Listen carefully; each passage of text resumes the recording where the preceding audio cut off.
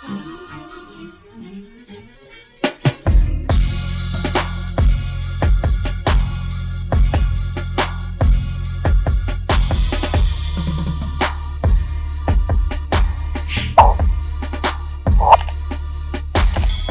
welcome to the J and O Show, where we talk about things that we were never told. I'm Jay. And I'm Poe. And now you know. If you guys are new to our channel, please make sure that you guys like, comment, share, and subscribe. Make sure you turn on those post notifications so you can know when we upload. Also, if you have any ideas for show topics, or if you just want to hear our opinion or our experiences on something, please make sure you put it in the comment section below and write #NextShow.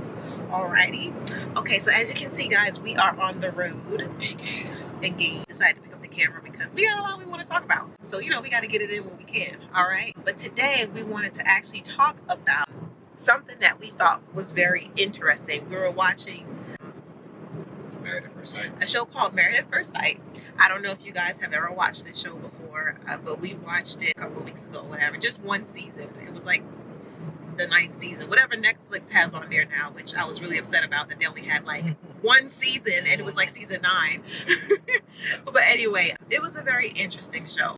We wanted to talk about one particular couple.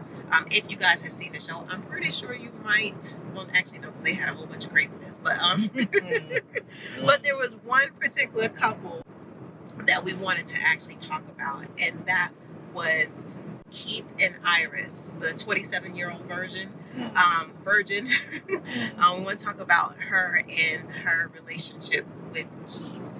Well, I guess what was so interesting, which, by the way, I thought that they made a cute couple. Oh my goodness, so cute. And I was really rooting for them, and I still am. I don't know what happened after the show or what have you. I don't know if they're still together or not. Nah, he was done. Well, he was done. It was a wrap. It was a wrap. I mean, just the reaction that he had, it wasn't no coming back. Which is sad because he really, the thing was, like, they were both really vibing each other. Like, they really liked each other. And you could see that. And they had a lot of chemistry, a lot of good things in common.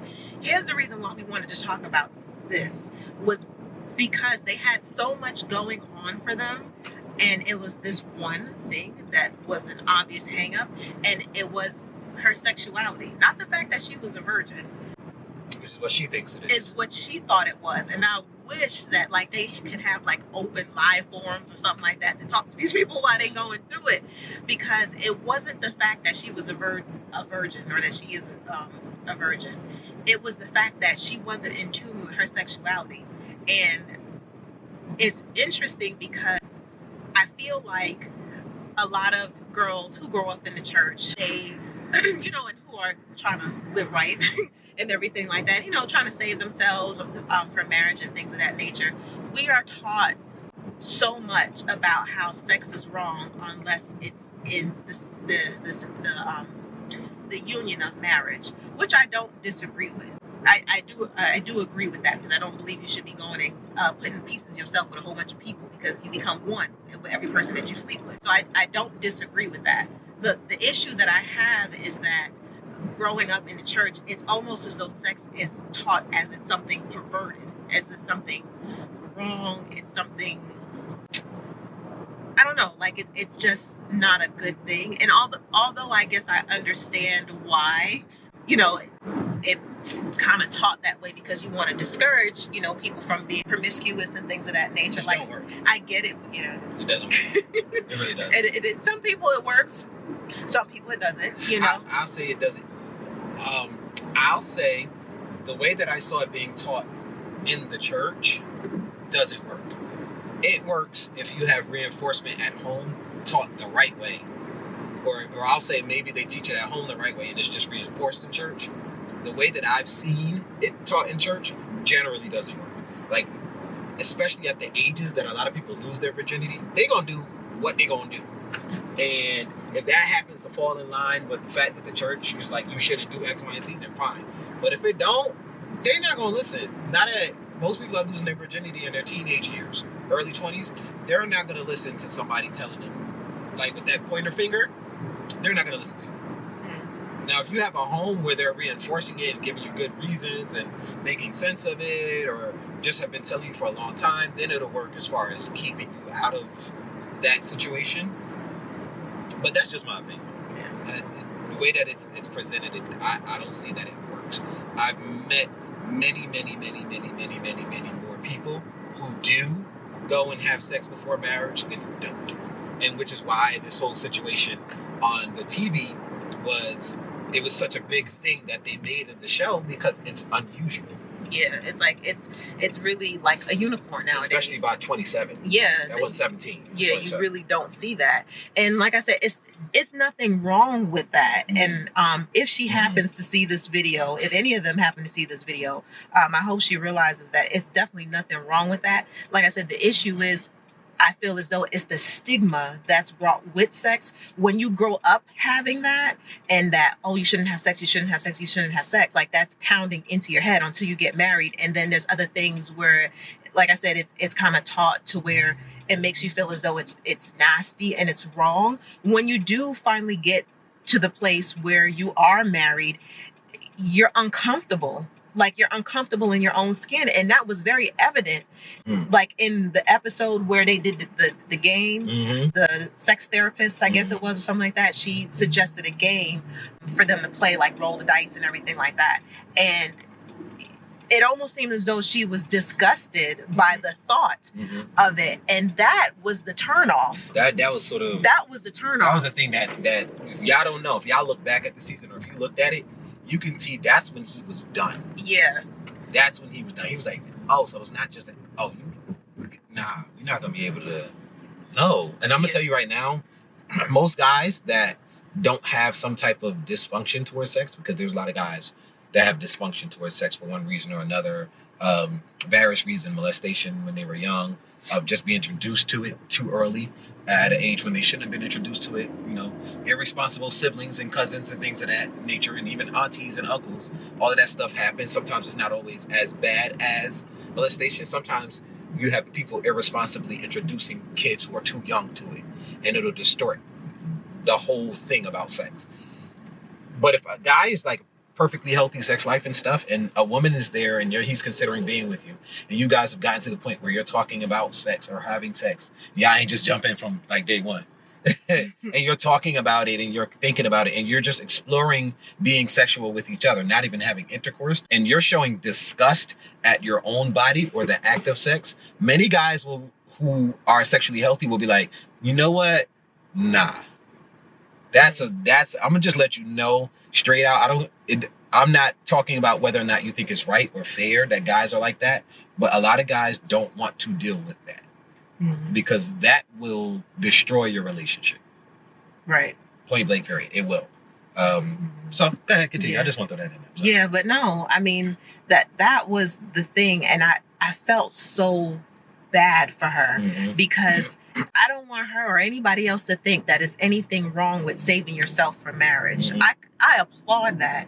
I think that's very commendable. That's an absolutely great thing. It's just unfortunate that oftentimes, at least the people that I've come across or have seen, that they're saving themselves for marriage and stuff like that, it's usually because biblically they know that it's something that they should do, and they tend to be raised in the church, and they were always taught, like, you save yourself for marriage, no sex outside of marriage, and there's no healthy sex talk, if that makes sense, just about your sexuality in general. And I feel like that messes a lot of women up when it comes to that, because when it is time for you to enjoy that aspect of being physical with your spouse, it's not something that you're really comfortable with, because all your life you've been taught that this thing is wrong. And then it's like, as soon as you get married, you're supposed to just switch, and then all of a sudden something changes, and it doesn't work that way. I don't know, to any woman out there, any female out there who may be going through a similar situation, or who is trying to save themselves for marriage and everything like that, or they're afraid, like if they happen to watch the show and they're afraid that they might run into the same type of issue because they are a virgin, it's not that. It's not because you're saving yourself.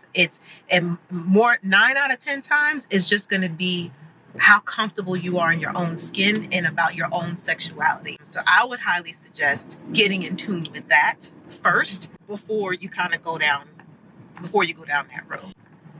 because it's important, and it's a huge part of marriage. And you do want to make sure that you have a good understanding and grasp of that, you know, before you go and you say I do. But yeah, that was something that was very interesting and personal to me that I actually wanted to talk about. But yeah, I hope you guys enjoyed. If you did, please make sure you give this a thumbs up. Let us know that you're enjoying our content. Let us know that you are enjoying the J&O show. Okay.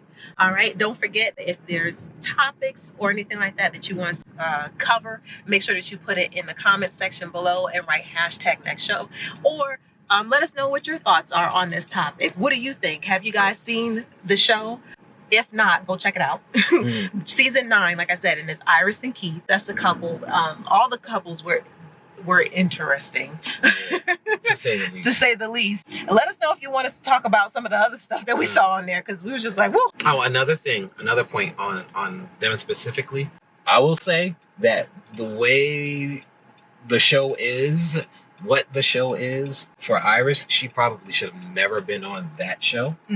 I would say that she probably should have been on like a dating show instead, because especially, you know, holding on to your virginity for 27 years for the right one, and then they just say, hey, you married now, and they're expecting you to go and jump on this guy. So like, you know, there was no way that she was gonna be just ready in 2 months, and they were pushing her to be ready and to be considering it and whatever. So, you know, just in that, on that show, I just wanted to throw that out there, because I didn't want it to seem like we were just like expecting her to have gone and done anything with this guy in 2 months that you just met, whether he's your husband or not, because you still just met him.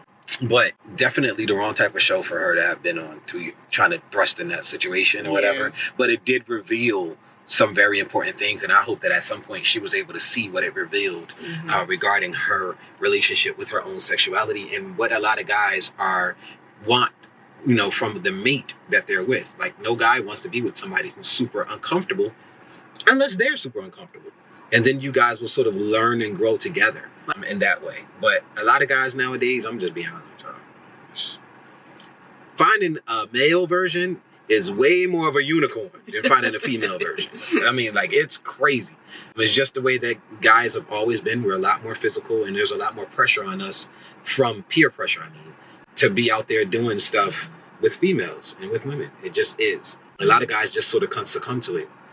And because of the physicality of it, when it happens, most of us just don't stop. It just is what it is.